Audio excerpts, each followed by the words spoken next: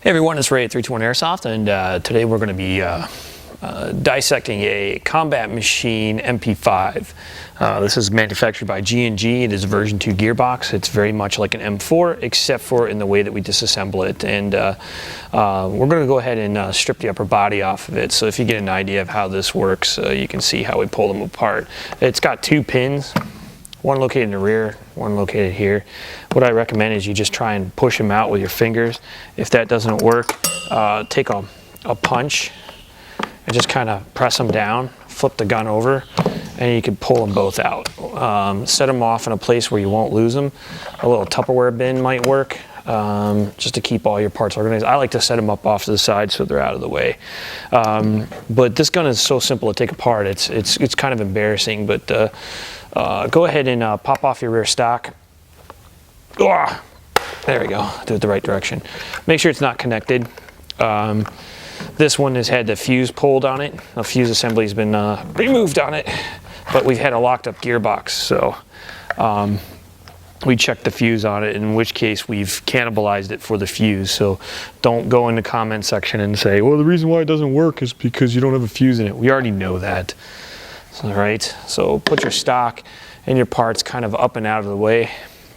Clean workbench is the best. You'll only need a dental pick and a Allen wrench to take this gun apart. It is a 2.0 millimeter, 2 millimeter Allen wrench. And let's go ahead and get this housing put back together. But let's see, we have this, and then there's a Tamiya quick connector right here. And the gearbox should, watch guys, here we go. Pull the lower receiver and the whole thing's gonna slide apart just like that. There it is. That's basically how you take the body apart on a G&G MP5. It is one of the easiest ones to work on, and pretty fun gun to own. So let's go ahead and put that out of the way. And then we're gonna get to the brass tacks here. There's a larger Allen screw down in the back. You probably can't see it, but it's right here. And what you're gonna need is the appropriate Allen wrench to get down there. And I think it's, sorry, this purple one is the one that does it for us, but I think it's like a 3 millimeter. It's a little bit larger. But if you go ahead and unscrew that, what that does is that's attached to the spring guide. And that holds the spring guide in place, and it's also the spring for the charging handle. The charging handle moves back and forth on that. And let's go ahead, set that aside. And now we pretty much have a gearbox that's going to come apart very much like an M4, except for the selector. The selector is ambidextrous, which means it attaches to both sides. So we're going to need a really tiny Allen wrench in there, and I'll get the size for you. I've got a 1.5 millimeter here, and let's see if that's it. It's gonna be smaller than that. It looks like that's a 0.09 is too small, so probably about a 1 millimeter. It's good when you're working on airsoft gun, guys, that you've got a good collection of Allen wrenches floating around, mainly because, or hex wrenches, hex head wrenches, or Allen wrenches, whatever you want to call them. And the reason for that is that these airsoft guns tend to have a lot of them there. It looks like I may have, I'm even missing the one that I need for this. So if that's the case, well, it's just a 1.3. See if it's a 1.3 millimeter. Yeah, I think that's it. 1.3, yeah, 1.3 millimeter is it. So it's wow, that's a weird range for a size. But cool thing about my screwdrivers is it telescopes. You can take this in and out, but it telescopes, so you can actually get up underneath there without using an Allen wrench. And this 1.3 should fit right in that tiny little, be careful, don't use the wrong wrenches on here, because if you strip this, it's done. You're gonna have to get a whole new selector, and that's gonna cost you. So we'll get up in there, lock that in, loosen it. Now don't have to pull it all the way out. Leave the set screw in the selector. Don't take it all the way out, because if you do that, you'll end up losing it. Pull it off, it pops off, and be careful. There's a little spring and a little detent with a nub on it. and that is an important part. So don't lose those two pieces, otherwise your selector is going to act weird. The next thing is there's a pin that you push, and you pull the one out from the other side, and boom, it comes off. Now the gearbox, other than taking the motor out, comes out pretty much like an M4. So our next phase is we'll use the 2mm set screw, or not set screw, 2mm Allen wrench, and go ahead and take off the 2 screws on the motor plate.